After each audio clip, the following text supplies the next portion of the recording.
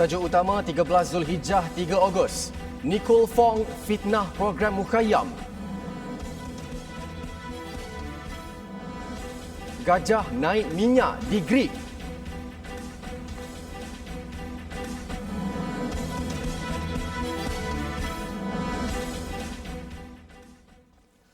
Bismillahirrahmanirrahim. Assalamualaikum warahmatullahi wabarakatuh. Berita Al-Hijrah malam ini bersama saya, Al-Muhsin Muhammad Noor. Jabatan Kemajuan Islam Malaysia, JAKIM, hari ini membuat satu laporan polis terhadap pemilik akaun Twitter Nicole Fong. Individu berkenaan didakwa membuat tuduhan atau fitnah tidak berasas terhadap program Mukhayyam, kendalian JAKIM dan Jabatan Agama Islam Negeri, JAIN. Menurut Ketua Pengarah JAKIM, Datuk Pai Muzi Yahya, Nicole telah menyamakan program Mukhayyam tersebut dengan amalan terapi pertukaran dari Barat, seperti terapi menggunakan kejutan elektrik, pembedahan, kahwin secara paksa dan rogol secara korektif. Jelas Datuk Pai Muzi, tujuan JAKIM membuat laporan polis itu supaya siasatan lanjut dilakukan terhadap tuduhan palsu berkenaan dan demi menjaga nama baik pihak kerajaan. JAKIM berpandangan tuduhan tersebut berbau manipulatif, berniat jahat serta dilihat ingin menghalang dan menyekat hak kebebasan beragama warga Muslim dalam kalangan komuniti lesbian, gay, bisexual, transgender dan queer LGBTQ yang ingin menjalani kehidupan yang lebih baik selari dengan tuntutan syariat. Tambah Datuk Pai Muzi, program Mukhayyam anjuran JAKIM dan JAIN adalah bersifat sukarela dengan pendekatan harmoni dan holistik yang menekankan aspek kesedaran kerohanian, bimbingan fardu ain, kesedaran kesihatan, motivasi dan bimbingan kerjaya. Sebanyak 2,484 laman sesawang pornografi telah disekat Suruhanjaya Komunikasi dan Multimedia SKMM berasaskan aduan yang diterima serta pemantauan yang berterusan dan proaktif. Timbalan Menteri Komunikasi dan Multimedia, Datuk Zahidi Zainul Abidin berkata, sejak 2018 sehingga 30 Jun lalu, pihaknya telah membuka 125 kertas siasatan berhubungkan dengan lucah dan 5 kes daripada jumlah itu berjaya didakwa. Perlu diingatkan juga bahawa ketiga ini terdapat jutaan aplikasi dalam talian yang dibangunkan oleh pelbagai pihak di seluruh dunia mengikut pelbagai konteks sosio budaya. Dalam pelbagai ini, kuasa memilih terletak di tangan pengguna. Sebarang bentuk aplikasi atau kemudahan sekiranya tidak digunakan dengan baik boleh membawa kepada keburukan atau masalah kepada masyarakat. Mesej utama yang disampaikan adalah pengguna internet yang positif serta kawal selia kendiri self-regulation.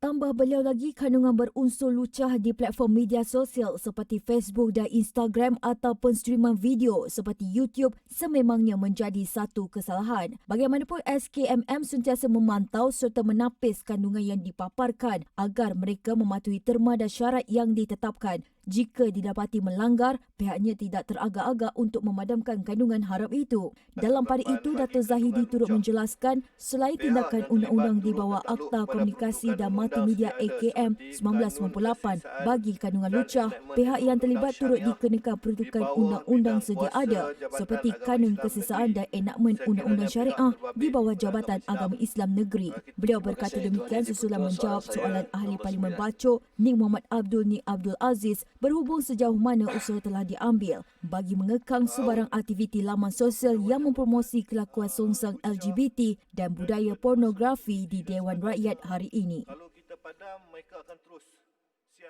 6 kes kematian kanak-kanak akibat ditinggalkan di dalam kenderaan dilaporkan sejak 2018 hingga kini.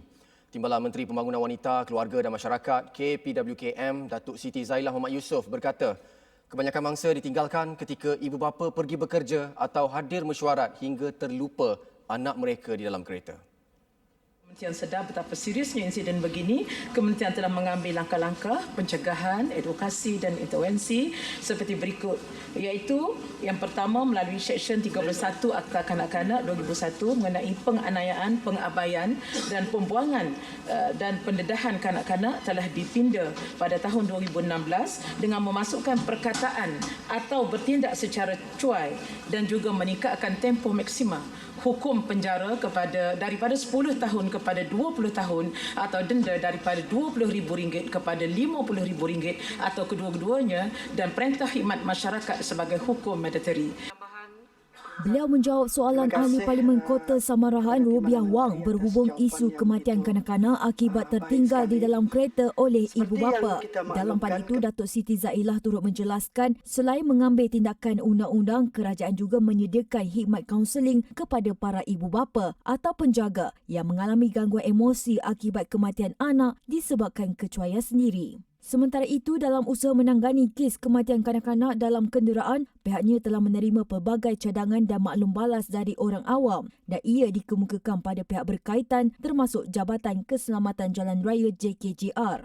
Antara cadangan yang diutarakan, bayi tidak boleh diletakkan di belakang tempat duduk pemandu kerana ia adalah titik buta, serta ibu bapa perlu meletakkan beg keperluan anak di hadapan sebagai ingatan keberadaan anak di dalam kenderaan. Seorang lelaki maut selepas kenderaan Pro 2 Myvi dipandunya melanggar pembahagi jalan di kilometer 43 Jalan Kota Baru, Kuala Terengganu dekat Sungai Tong. Dalam kejadian pada jam 6.30 pagi itu, mangsa Muhammad Amir Aizat Zahari, 28 tahun, disahkan maut di lokasi kejadian oleh pegawai perubatan. Kereta yang dipandu mangsa dari arah Kota Baru menghala Kuala Terengganu dikatakan hilang kawalan sebelum terbabas melanggar pembahagi jalan di sebelah kiri. Akibat rempuhan itu, kereta mangsa remuk di sebelah kanan bahagian pemandu menyebabkan kecederaan parah di kepala. Mayat mangsa kemudian diserahkan kepada polis dan dibawa ke unit forensik Hospital Setiu untuk tindakan selanjutnya. Kes disiasat di bawah Seksyen 41-1 Akta Pengangkutan Jalan 1987. Sementara itu, selang 10 minit kemudian, sebuah kereta jenis Toyota Estima yang juga dari arah Kota Baru pula terbabas melanggar tiang lampu di tengah pembahagi jalan. Estima tersebut terus meluru memasuki jalan bertentangan sebelum terbalik. Namun mangsa yang memandu bersendirian itu terselamat. Kejadian tersebut berlaku kira-kira 10 meter dari kejadian maut melibatkan kenderaan Myvi yang terbabas dipandu Muhammad Amir Aizat. Di Perak, seekor gajah naik minyak. 5 individu nyaris maut selepas mamalia itu bertindak memijak kenderaan mereka sebelum berjaya menyelamatkan diri. Insiden dipercayai berlaku akibat gajah berkenaan terkejut selepas sebuah kenderaan lain membunyikan hon. Ia berlaku di Jalan Raya Timur Barat dekat Gerik kira-kira jam 7 malam semalam. Kenderaan tersebut dilaporkan menghala Perak dari Kelantan dan kejadian berlaku tidak jauh dari hentian rawat dan rehat puncak Banjaran Titiwangsa. Difahamkan gajah tersebut berada di tengah jalan dan kereta itu memberhentikan kenderaan mereka sebelum kereta belakang membunyikan hon. Kejutan hon itu menyebabkan mamalia itu bangun sebelum mengamuk dan memijak kereta mereka. Namun, 5 individu itu sempat keluar menyelamatkan diri. Ketua Polis Gerik Superintendent Zulkifli Mahmud mengesahkan kejadian tersebut. Dalam pada itu, Pengarah Perhiritan Perak Yusof Sharif berkata pihaknya melakukan siasatan lanjut dan beliau menasihatkan pemandu supaya bersabar dan tidak memasang lampu tinggi ketika melalui kawasan berkenaan pada waktu malam. Sebelum ini, Pasar Harian Selayang menjadi kawasan tumpuan warga asing berniaga. Namun selepas menjadi zon merah COVID-19 pada April lepas, mereka tidak lagi memonopoli lokasi berkenaan, bahkan tidak dibenarkan bekerja di negara ini bagi mereka yang gagal mengemukakan permit. Bagaimanapun, selepas 3 bulan, adakah kawasan itu masih sama atau sebaliknya? Wartawan Hanisa Hasanuddin yang menerjah kawasan itu siang tadi ada perkongsiannya. Pasar Borong Selayang memang cukup sinonim dengan lubuk perniagaan bagi warga asing. Namun sekitar Mei lepas, pihak DBKL telah mengeluarkan notis di mana pekerja warga asing tidak dibenarkan bekerja di sini. Sekarang sudah pun bulan Ogos. Sudah berbulan-bulan notis itu dikeluarkan. Adakah notis itu masih dipatuhi ataupun sudah hilang ditiukannya?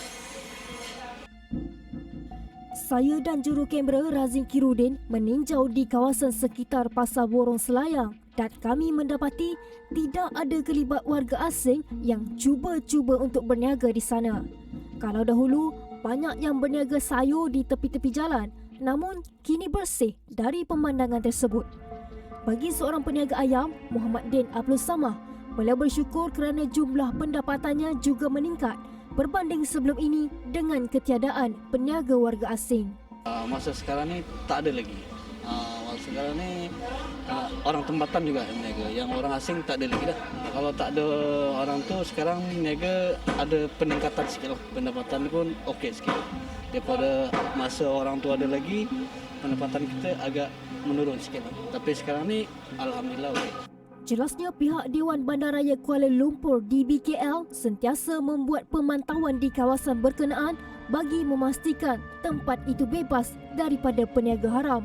Dalam pada itu, pembeli juga selesa dengan suasana tersebut dan berharap keadaan sebegitu berterusan.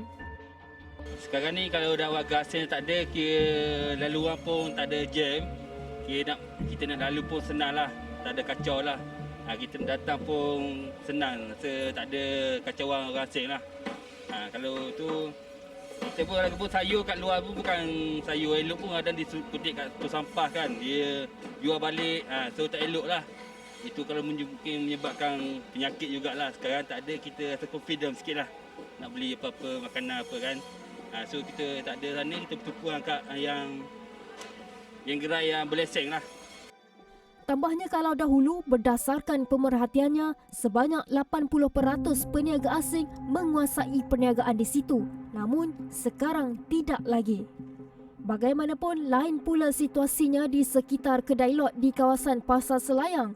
Yang saya lihat hanyalah wajah warga asing dengan pelbagai bahasa percakapan. Ada yang menjual ayam di dalam reban, sayur dan makanan laut di kaki 5 jalan. Memang benar 16 Jun lepas, kerajaan sudah membenarkan warga asing yang mempunyai permit untuk bekerja. Namun, adakah mereka semua yang ada di situ mempunyai permit yang sah? Persoalannya, di manakah pihak berkuasa? Walaupun sudah banyak penguatkuasaan dijalankan, namun masih ada segelintir kecil warga asing yang menongkah arus undang-undang negara dengan meneruskan perniagaan mereka di kaki 5 dan meneruskan perniagaan haram mereka itu. Hanisa Hasanuddin, Berita Al Hijrah.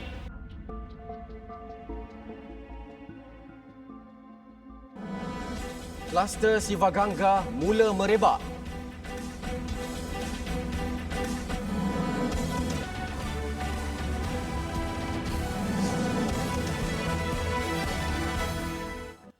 Alhamdulillah bertemu lagi. Buat pertama kali, penghadang luksina diletakkan di tempat ahli parlimen bagi mengekalkan penjarakan fizikal bermula hari ini. Kesemua ahli parlimen juga diwajibkan memakai pelitup muka sepanjang persidangan berlangsung di dalam Dewan Rakyat. Saya memohon perhatian semua ahli yang berhormat bahawa pemakaian pelitup muka face mask adalah diwajibkan pada setiap masa di dalam Dewan dan hanya dibuka sekiranya ahli-ahli yang berhormat hendak berucap. Ahli-ahli yang berhormat hendaklah menarik penghadang yang dipasang semasa duduk di dalam Dewan untuk memastikan jarak pemisah antara ahli-ahli yang berhormat dan tiada kontak rapat antara ahli-ahli yang berhormat.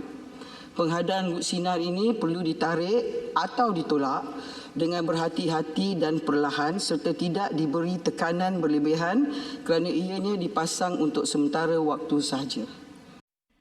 Dalam pada itu, Datuk Seri Azalina turut memaklumkan pemasangan penghadang luksinar di semua tempat ahli parlimen dijangka siap tidak lama lagi dan dapat memberi keselesaan dan kemudahan pada ahli parlimen sepanjang sesi persidangan. Tidak wajib memakai pelitup muka di dalam kereta atau kenderaan persendirian. Menteri Kanan Keselamatan Datuk Seri Ismail Sabri menjelaskan pelitup muka hanya wajib dipakai di dalam kenderaan dan tempat awam yang sesak. Semalam tular dalam media sosial, mereka yang berada di dalam kenderaan persendirian pun dikenakan tindakan. Itu tidak betul. Seperti sebutkan, kenderaan awam. Very clear, saya rasa jelas. Kenderaan persendirian bukan kenderaan awam.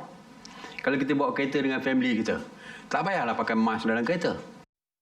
Tambah Datuk Seri Ismail Sabri, pemakaian pelitup muka juga tidak wajib di kawasan yang luas dan ada jarakan fizikal seperti padang bola atau pantai. Kanak-kanak di bawah umur 2 tahun juga tidak perlu memakai pelitup muka atas faktor keselamatan. Mengulas mengenai saman yang dikenakan terhadap individu kerana tidak memakai pelitup muka di dalam kenderaan persendirian, beliau berkata saman itu akan dibatalkan.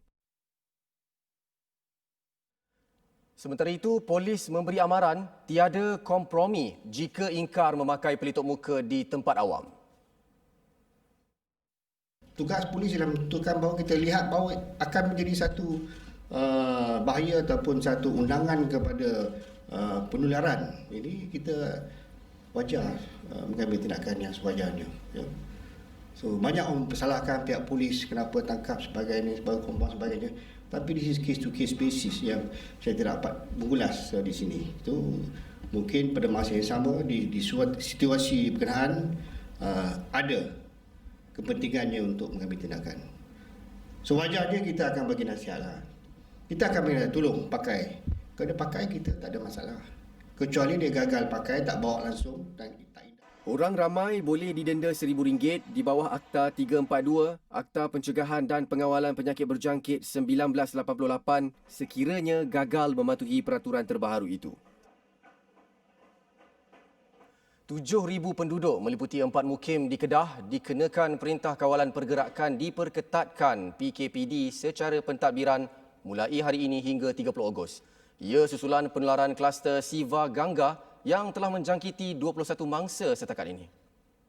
Kerajaan Negeri Kedah telah memohon untuk melaksanakan PKPD secara pentadbiran di beberapa tempat, iaitu yang pertamanya radius 1 km daripada restoran Nasi Kandar Saleh, Pekan Napoh, Mukim Hosba, Kubang Pasu. Yang kedua, Kampung Pida 1, Megat Dewa, Mukim Kubang Pasu. Yang ketiga, Kampung Bendang Dalam, Mukim Binjal, Kubang Pasu. Dan yang keempat, Kampung Ulu, Padang Sanai, Padang Terah. Menurut beliau, pelaksanaan PKPD secara pentadbiran akan menggunakan pakai SOP sedia ada dengan tambahan sekatan jalan raya di setiap laluan keluar masuk serta penutupan beberapa jalan utama. Selain itu, dianggarkan 7,000 penduduk di keempat-empat mukim tersebut juga akan menjalani saringan COVID-19 secara swab test. Sekolah, tadika, masjid dan rumah ibadat dalam kawasan berkenaan juga diarah tutup sepanjang tempoh pelaksanaan PKPD secara pentadbiran itu. Dalam pada itu, 5 sekolah di daerah Kubang Pasu dan Padang Terap ditutup berkuat kuasa semalam hingga 29 Ogos. Ibu bapa juga mengambil langkah berjaga-jaga dengan tidak membenarkan anak mereka keluar dari rumah.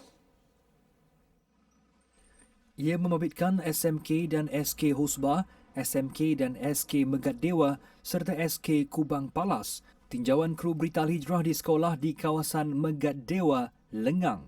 Hanya guru yang bertugas dan anggota bomba melakukan sanitasi dibenarkan berada di sekolah. Ya, budak-budak kita tetap berkeluar so. Cuma kita ya kita capai cik berkeluar kalau ikut umur 60 lebih tu tak bagus ya kan. Kalau di suatu masjid dengan benar. Wedo umur itu lah. Tapi keluar memang tak. Tapi mereka faham lah. Mereka faham kata macam dah ni mereka tak mereka payah nak keluar, mereka payah minta keluar. Mereka tahu dah nak. Mereka dah tahu. Malah ada di antara mereka yang berpendapat langkah kerajaan untuk melaksanakan PKPD secara pentadbiran dilaksana di 4 mukim di Kedah bermula hari ini hingga 30 Ogos amat baik bagi mengawal wujudnya kluster baru. Kalau kerajaan buat betul kan baguslah. Saya setujulah dulu. Sebab saya bahaya ini COVID ni bahaya. Saya tak bagi keluar. Duduk rumah kalau nak keluar pun pakai mask. Saya keluar mana saya keluar surang. Semalam Menteri Besar Kedah Muhammad Sanusi Mat Noor memutuskan pelaksanaan Perintah Kawalan Pergerakan Peningkatan Sasaran Targeted Enhancement Movement Control Order (TEMCO). 4 mukim terbabit adalah Mukim Mukim Hosba dan Mukim Binjal di daerah Kubang Pasu serta Kampung Ulu, Padang Sanai di daerah Padang Terap. Kementerian Kesihatan Malaysia KKM mengesahkan termometer inframerah tidak memancarkan radiasi dan selamat digunakan bagi menyukat suhu badan. Ia sekaligus menolak dakwaan kononnya penggunaan termometer itu boleh mengakibatkan kecederaan otak. Ketua Pengarah Kesihatan Datuk Dr. Nur Hisham Abdullah dalam satu kenyataan hari ini berkata, KKM memandang serius isu yang tular di laman sosial berkaitan keselamatan penggunaan termometer inframerah tersebut. Jelasnya, kajian yang dilaksanakan oleh Cawangan Penilaian Teknologi Kesihatan KKM mendapati tiada bukti saintifik mengenai kesan sampingan penggunaan termometer inframerah untuk mengukur suhu di dahi. Ia juga tidak memancarkan radiasi dan selamat untuk digunakan. Menurutnya, alat itu direka bentuk untuk mengesan dan menyerap isyarat sinaran inframerah daripada permukaan kulit yang kemudiannya diubah menjadi isyarat elektrik. Sementara itu, dalam perkembangan berkaitan, Datuk Dr. Nur Hisham menyambut baik langkah kerajaan mewajibkan penggunaan aplikasi MySejahtera di setiap premis perniagaan. Ini kerana ia mampu mengelak kes seperti kluster Sifa Gangga daripada berulang. Jadi sekarang ni kita ada masalah cabaran kita untuk mengesan kontak rapat sebab yang pertama tak ada penggunaan MySejahtera ataupun aplikasi-aplikasi yang lain. Yang kedua, tiada rekod iaitu kedai patutnya ada rekod-rekod pelanggan yang masuk ke restoran tersebut dengan nombor telefon dan sebagainya. Jadi sekarang ni kalau kita tak ada rekod tersebut, apa yang tindakan kita ialah kita akan melaksanakan tempo iaitu targeted enhanced movement control order di kawasan tersebut. 2 kes positif COVID-19 dilaporkan hari ini, iaitu kes penularan dalam negara melibatkan rakyat tempatan. Ia menjadikan jumlah kumulatif kes positif 9,001 kes dengan 208 kes aktif. 73% PKS alami kerugian.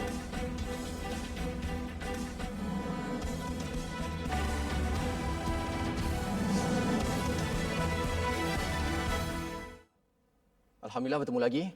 Dianggarkan 73% perusahaan kecil dan sederhana PKS mengalami kerugian akibat pandemik COVID-19. Ia berdasarkan kajian yang dijalankan Perbadanan Perusahaan Kecil dan Sederhana atau SME Corp Malaysia. Namun menurut Ketua Pegawai Eksekutifnya, Rizal Naini berkata, daripada jumlah itu, 17% daripadanya dijangka akan pulih semula dalam tempoh 3 bulan. Kita dapati ada sebanyak 17% sektor F&B yang akan rebound balik, bangkit semula less than 3 months, kurang pada 3 bulan. Dan seterusnya yang 3 bulan ke 1 tahun pun kita ada jangkakan sebanyak 69% kajian tersebut yang menyatakan mereka akan bangkit kembali, khususnya dalam bidang tekstil, wholesale dan retail, wood product dan juga human health. Berdasarkan kajian tersebut, inisiatif kerajaan melalui pakej rangsangan ekonomi Prihatin Rakyat, Prihatin dan Pelanjana Semula Ekonomi Negara, Penjana, merupakan faktor utama kebangkitan semula industri PKS di mana 24 daripada 44 inisiatif tersebut menumpukan kepada pemain industri. Sementara itu, Menteri Pembangunan Usahawan dan Koperasi Datuk Seri Dr. Wan Junaidi Tuanku Jaafar berkata, PKS memainkan peranan penting kepada pertumbuhan ekonomi negara terutama ketika berdepan dengan situasi ekonomi yang mencabar. Contohnya negara Korea Selatan contohnya mempunyai strong PKS. Strong PKS ini telah membantu mengikut laporan yang kita terima pada tahun 2000 dulu apabila ASEAN Asia ni berhadapan dengan economic downturn 1997 yang membantu Korea Selatan ialah PKS mereka. Tambahnya, walaupun 4,542 perniagaan ditutup dalam tempoh 1 April hingga 19 Julai tahun ini, namun terdapat 82,000 perniagaan baharu didaftarkan bagi tempoh yang sama berdasarkan Suruhanjaya Syarikat Malaysia SSM. Kedua-dua mereka berkata demikian pada sidang media mengenai prestasi PKS tahun 2019 di Ibu Negara hari ini. Menurut statistik Jabatan Perangkaan Malaysia pada 2019, terdapat 1.18 juta pengusaha PKS yang merangkumi industri sederhana sebanyak 18,592, industri kecil 237,321 dan mikro sebanyak 925,717. Sekurang-kurangnya 100 keluarga terima sumbangan selepas kediaman mereka di Kampung Bunga Raya, Kuang, rosak teruk akibat banjir kilat pada 31 Julai. Sumbangan berbentuk barangan asas dapur itu diberikan dalam program Sumbang Kasih Hasil kutipan beberapa badan bukan kerajaan NGO melalui Kementerian Perumahan dan Kerajaan Tempatan KPKT.